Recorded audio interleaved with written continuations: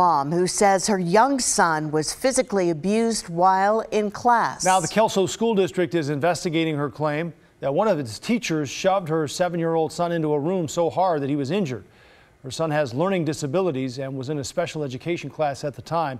His mom admits he is prone to tantrums, but says this teacher took things way too far. Taylor Vito is following this story for us in Kelso. And Taylor, the boy did go to the doctor after this happened. Well, exactly, Tracy and Joe, and that mom tells us that the boy was shoved so hard that he fell over, bruised one of his ribs. Now, while the school district is looking into this, the teacher in question is still on the job, and that's frustrating the mom we spoke with. It's the same. Oh, you're right, it is the same. Homework time is a little different for 7-year-old Mark Slagle. His mom is right beside him on the floor, the place at home where he's most comfortable. Remember these lines right here? Little Mark has a learning disability and a behavior disorder. Because of that, he takes special education classes at Wallace Elementary in Kelso.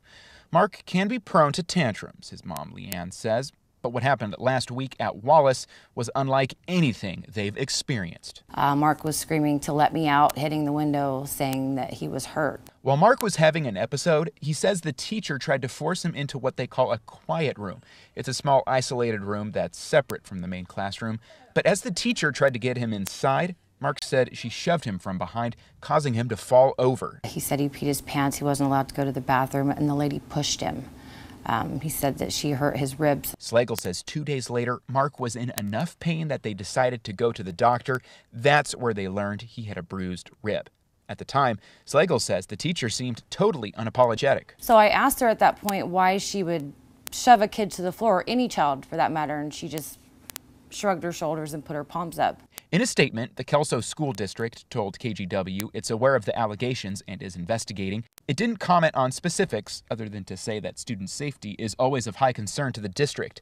The district did confirm that the teacher is still at school but isn't having any interaction with Mark. Why was she not suspended afterwards? Why is she still around my son? That's not enough for Slagle. She says this teacher was way out of line to shove her son so hard that he managed to fall down. She abused my son, and I believe that she was angry and used excessive force because of her frustration.